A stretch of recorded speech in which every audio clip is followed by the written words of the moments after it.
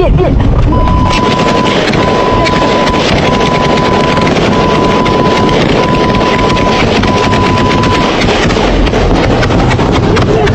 you ever imagined that a modern war could begin simply because three farmers took the wrong path? Yes, you heard that right. Along the border between Cambodia and Thailand, tensions are rising day by day. Armed troops, UAVs being shot down, artillery deployed, and ambassadors recalled.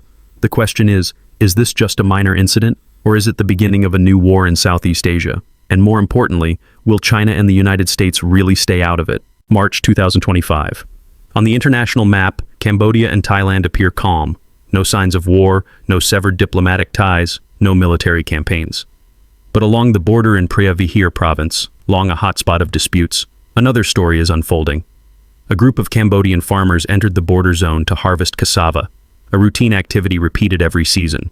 But just a few steps across an undefined line, they became territorial intruders in the eyes of Thailand.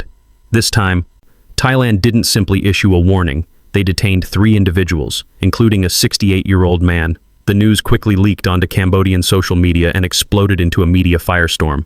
Public anger rose with small protests from Khmer Krom communities in the northeast.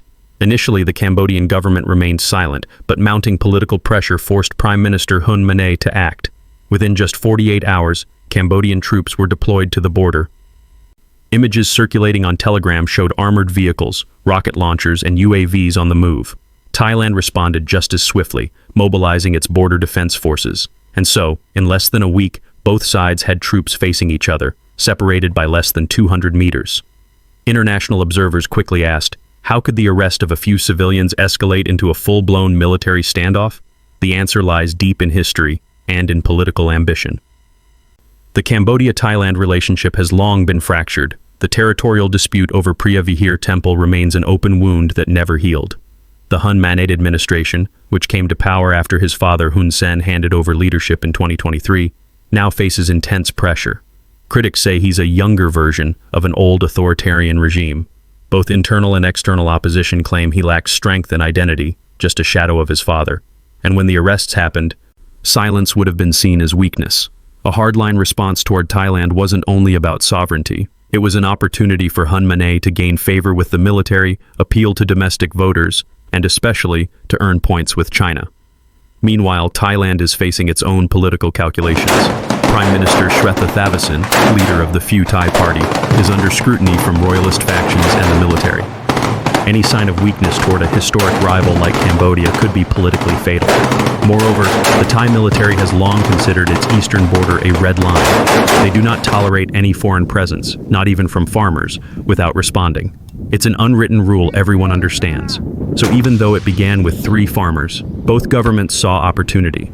One side aimed to assert a new leadership image.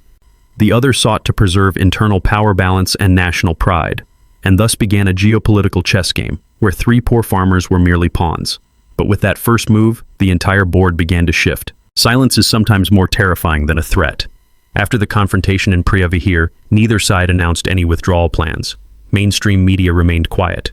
International reports merely labeled it a minor clash, regional tension, or routine patrol. Yet beneath the surface, a silent military escalation was unfolding by the hour. On April 5, 2025, Cambodia deployed a mobile air defense unit just 4 kilometers from Thailand's patrol line. These units weren't officially armed with missiles, at least on paper, but were equipped with radar, night surveillance systems, and anti-UAV devices. Satellite images revealed the construction of reinforced shelters, trenches, and minefields along the forested border. These positions were near zones that had seen artillery clashes between 2008 and 2011. In response, Thailand deployed the 6th Infantry Brigade to Sisaket, the same unit involved in the previous border conflict. According to local media, officers were instructed, do not shoot first, but respond immediately if provoked. That's a dangerous order. When both sides operate under a defensive mindset, one misstep, and blood will spill. And it did. On April 21st, an explosion occurred near the patrol area. 1 Cambodian soldier was killed instantly. 2 others were injured. Cambodia claimed the Thai military planted illegal mines. Thailand denied all accusations and demanded forensic evidence. Cambodian state media quickly aired photos of the bodies, combined with thermal camera footage, to prove Thailand's cowardly act. Social media ignited. Hashtags like #PriyaVihir flooded Telegram and Facebook. An extremist even called for violent retaliation. 2 days later, a Thai logistics convoy was tailed by a suspected Cambodian UAV. By May 3rd, a small drone was shot down by Thai low-altitude air defense. Viral video showed the drone engulfed in flames, just 500 meters from a Thai camp. Thailand's Ministry of Defense stated it was a legitimate act of self-defense.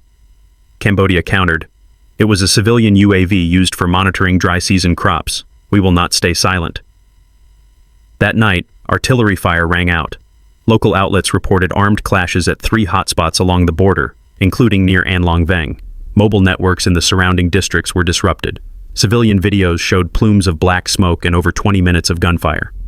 By morning, both sides denied initiating the attack, but 3 bodies, 2 Cambodian and 1 Thai, told a different story. The first blood had been spilled, and no one knows whose blood will fall next. As of now, both sides are on the highest combat readiness. All diplomatic efforts have stalled. China publicly voiced its support for Cambodia's territorial integrity, a subtle but clear sign it had chosen a side. The U.S. countered, urging international support for Thailand and boosting its presence at the Satahip naval base. And so, from the arrest of 3 farmers, the entire Southeast Asian region now risks being dragged into a new cycle of confrontation. People often think that small nations only play small roles. But in modern geopolitics, if placed in the right position, a small country can become a strategic key, or the perfect sacrificial pawn. The conflict between Cambodia and Thailand, seemingly a simple border dispute, is actually just the tip of a much larger iceberg. Behind every public statement and every military deployment lies the shadow of greater powers: China, the United States, and the helpless silence of ASEAN. For over a decade, China has heavily invested in Cambodia, from infrastructure and energy projects to defense. The Ream Naval Base, located on the Gulf of Thailand, has been a center of suspicion as satellite imagery revealed military-style redevelopment. Although both Beijing and Phnom Penh deny that China has exclusive access, analysts widely believe Ream is a Chinese base without a flag. As tensions flare between Cambodia and Thailand, China remains silent. No condemnation, no intervention, no calls for peace. Yet military supplies, communication gear, and even technical personnel from Shenzhen continue flowing into Cambodia. This is no coincidence. Beijing is watching Washington's response. If the U.S. stays silent, China will see it as a green light to expand its influence in Southeast Asia, without ever firing a shot. And what about the United States? Despite being Thailand's long-standing treaty ally, America is in a difficult position. After its exit from Afghanistan and uncertainty in Europe, Washington is reluctant to deepen its involvement in another front in Indochina. However, it also cannot allow China to completely dominate the region. That's why the U.S. has opted for a strategy of indirect support, sharing intelligence, conducting joint exercises, and increasing radar presence, but without deploying troops. What's even more worrying is the internal division within ASEAN. When 2 member states are exchanging fire, the bloc fails to act decisively. Indonesia and Singapore issued statements urging restraint. Vietnam stayed silent. Laos, Myanmar, the Philippines said nothing. There was no effective emergency summit, no conflict resolution mechanism, no neutral commission was dispatched. While organizations like the EU or NATO have collective response systems, ASEAN, despite over half a century of existence, stood by as 2 of its members slipped into crisis, unable to intervene. And that is precisely the void being exploited by external powers. A war need not be official to weaken regional trust. It's enough to make Cambodia more dependent on China, to push Thailand closer to the US, and to render ASEAN no longer united. In this game, those who fire the weapons may not be the ones who determine the outcome. It is those in the background, silent, calculating, and who've never fired a single bullet, who might end up winning. At this moment, the war between Cambodia and Thailand hasn't officially begun. No declaration of war, no artillery fired at capitals, no general mobilization. But war is present everywhere. It's in the anxious eyes of civilians along the border, in the cold voices of defense spokespeople, in news reports mixing truth and fiction, and in the dozens of UAVs, armored vehicles, and anti-aircraft radars pointing at one another, waiting for a single misstep to trigger fire. The biggest danger of this crisis isn't in the weapons, it's in the lack of clarity in each side's strategic goals. The first scenario, surface peace, silent warfare, is the most dangerous. The 2 countries may avoid formal war, but artillery continues to fire, skirmishes continue in silence. The world gradually loses interest. Global media grows tired. And someday, when casualties reach hundreds, no one will be watching. a nameless, unofficial, endless war. The second scenario, expanded conflict, could unfold if one side feels cornered. Cambodia may launch a campaign to protect cultural heritage. Thailand might respond with a limited military operation. In that case, war reaches civilians. Preah Vihear, Anlong Veng, Sisaket, peaceful regions, become battlefields. Once shells cross borders, foreign powers will not remain still. China will increase military aid to Cambodia, directly or indirectly. The U.S. won't abandon Thailand, at least not diplomatically or in intelligence support. Japan, Australia, and India, China's strategic rivals, will start taking sides.